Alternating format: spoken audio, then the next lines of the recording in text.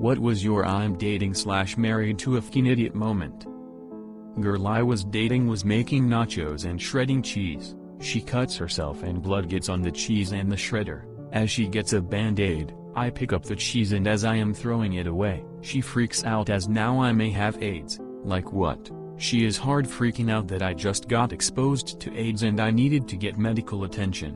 After talking, it turns out she thought AIDS was everywhere, like any blood outside the body could just magically get it. Her stupidity was a relief that night. My partner was grunting and groaning at the bin. He said we need new bin bags, these ones you've bought don't bloody fit. Went over to see what was going on and he had a roll of small black dog poo bags in his hand with one unfurled trying to work out why it wouldn't fit in the bin. There were bin bags, he just picked up the wrong roll and instead of realizing, tried to get a dog poo bag in a bin 50 times bigger. One day, my then fiancé was very angry with me without warning and started harassing me over what are you going to do? How are you going to pay for our wedding? How? Basically accusing me of being broke, or having no financial plan. After a whole day of me wondering what the heck is going on, she finally went through the numbers. According to this wedding magazine she borrowed from her friends, the average cost of a 200-guest wedding in Tokyo was $80,000 or so, and I did not have that kind of money at all. And then I had to literally sit her down and use pen/paper to prove how much our wedding is costing. Since I insisted it won't be as much, how much is the venue/ceremony/rentals? $2,500. How much is the meal going to cost per guest at the hotel or restaurant? $50 to $70. And how much are the hotel rooms we're paying for? $150 a night. And how many people are attending the wedding? 13.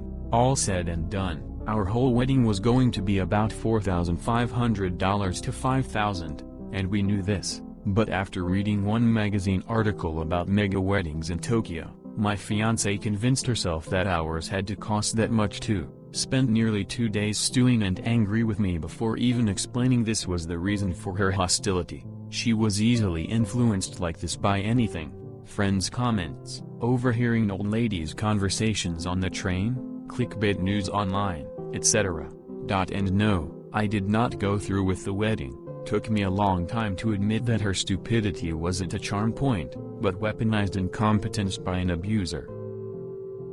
My boyfriend refused to eat basil the first had bought from the grocery store because it was a full plant. I was keeping it outside and he insisted that he would not eat dirty food. I asked where he thought farmers kept produce and he said that they had special areas for food to grow that was sterilized, but my plant was not food grade. I just looked at him with a dumbfounded look. I didn't know how to respond. We were planning a trip, and I asked my partner to book the flights. Weeks later, I asked for the details, and they said, "Oh, I thought we could just buy tickets at the airport on the day we leave." Apparently, they thought airports were like bus stops. We ended up paying so much for last-minute tickets, I half expected a butler on the plane to greet us with caviar and a mortgage application. Lesson learned: trust, but always verify. My college GF took me to her megachurch. Though I was a bit uncomfortable, I was open-minded. I have no problem with someone being religious, but when the pastor went "When Satan comes to get you, you put your hand up and tell him, 'Satan, you can't take me because I tithe and give offerings to the church,'" the crowd erupted in cheers, and I instantly lost respect for all 3,000 of them, including my GF.